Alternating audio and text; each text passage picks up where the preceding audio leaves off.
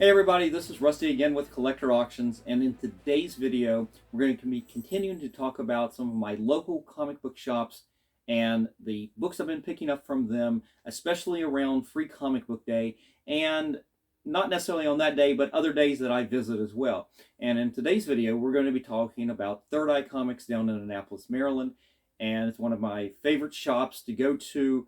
They have so many new books. They not big on the back issues, but they also have a big inventory that they put up for auction. So you will have keys on the wall that they'll put up every week. They kind of put them out selectively, and then they have auctions where they have some great keys that you can bid on. They do, it's a daily auction. Literally, they'll be putting it up during the day. After 10 o'clock in the morning, they'll start putting new books up and toys as well. They'll alternate between toys and comics every other day. And on the comic days, they'll start they'll start listing after 10 a.m. when the auction from the previous day ends. And then those auctions, all you have to do is go into their discussion group, be part of their discussion group, and you just in the comments you put what you want to bid, and you can bid up until 10 o'clock when it will cut off. And so I pick up things from them all the time, some of the older back issues. But the shop itself is fantastic. I mean, a great selection of trade paperbacks, toys, games, records. They actually have a record shop in the same building, but a different part of the building that is devoted to toys and records and games and everything. Whereas this shop has a lot of toys, but also it's all comic books and comic book toys and things like that. So I go down there every week for New Comic Book Day at this point because they buy so many books that you can get some really good ratio variance down there. And I do that for that reason. If there's anything that piques my interest, there it is. I can get it. Within reason, usually. They don't have everything all the time. But anyway, this is going to be keyed in around the Free Comic Book Day and some of the things I've been picking up from there. So let's just get into it. This was the last shop on my Free Comic Book Day tour. We've talked about cards, comics, and collectibles. We've talked about Beyond Comics and Comics to Astonish. This was the last on my list. And why is it last on my list in this case? Well, it should have been first, because if you were going to be one of the first 15 people in line, they were going to give away a swag bag. And I've been on the end of one of their swag bags last year and got a Strange Academy #1 that was actually almost perfect. And with a little bit of love for me cleaning and pressing, I got that into CGC and got it back as a 9.8. So that was fantastic. But they literally had people lining up 2 days in advance. And I'm going, well, if one person's there 2 days in advance, what's it going to be after, 1 day in advance? I mean, I during that time, this is on a Saturday, I literally work until almost 2 in the morning. There's no way I was going to just drive down at 2 in the morning and get in line. They would have been given away a Fantastic Four 48 for me to do something like that. And so I ended up going there late. They had gone through, and I'll tell you the reason why I also chose not to go there. I'd been there the year before. They had just about every book that you would want. You could pick up multiples of everything, but they stamped their books. And I'll show you what I picked up from what was left at the end when I showed up there very, very late.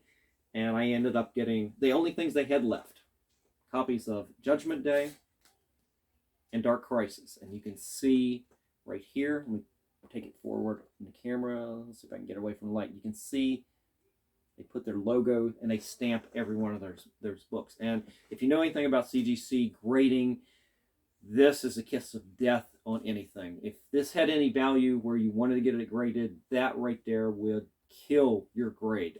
I think there was a video from another YouTuber who talked about this as one of those things that CGC does not forgive. Unlike a date stamp, this right here is just kryptonite to comics. So I didn't mind not going there for this day, but I still picked up a couple of copies like that, and with the stamp on there, those are going to stay in the PC, so give me something I can read and not worry about it. But let's go through some of the books that I picked up from that day and from some of the surrounding days over the last few weeks. And we'll start with something that you've been seeing me see in the last couple of videos from the other stores. I've been picking up copies of Twig #1. You saw me, I think I already have a copy of this from Beyond Comics, as well as this one. That's the Peach Momoko. And I actually picked up off of their wall, they had the Peach Momoko Virgin variant on that. So when I picked this one up, the other ones are going to kind of go by the wayside. This one's going to definitely get signed now. When I do the Scotty Young signing, he's going to be there at Third Eye here in a couple weeks. So for a signing, so that right there is definitely going to be on the pull list to have him get signed. But then they also had the regular issue where they have Scotty Young artwork, where he actually did the artwork here on the cover. So those two right there are going to be on the short list to get signed. Now, a lot of, I'm sorry, actually, I've got another one here. This is another variant cover. It wasn't that expensive, but I bought this more as a spec value. I'm not sure how many books you can get signed. I don't think I'm going to get every one of them being Twig, or I'm trying to go back and find some of the more fun issues where he's done the baby characters, pretty much. But there's that one I'm just going to hold on to, I think. A lot of shops had for sale the foil variant versions of Dark Crisis right here. So I picked up a couple of copies of those just for spec value. And then off their regular stand, I picked up another copy of Sandman Universe Nightmare Country #1. And then I picked up a copy of Batman The Long Halloween Special with Tim Sale artwork, of course. And that right there looked really nice. There's actually some spec value. I'm going to stop saying spec value. I'm going to say there's some value at a high grade at CGC on this. If you can get a 9.8 on one of these square-bound Long Halloween specials, it's actually worth some money. If it's not a 9.8, then you shouldn't get it graded. It's probably not worth putting money into it. They still had a few copies left of Captain Carter #1. I picked up 3 copies of that, and these are, one of them's in a pretty good shape. The other two, a little bit rough shape. I'm going to see if I can press out some of these defects, but I think we're getting down to the bottom of the batch with what they had left there. I picked up the variant cover to Avengers Forever. This is #5, and I guess this is that, I don't know, is that the Darkhold Spider-Man? I'm not sure, but I thought that was a pretty cool cover. That was just for fun.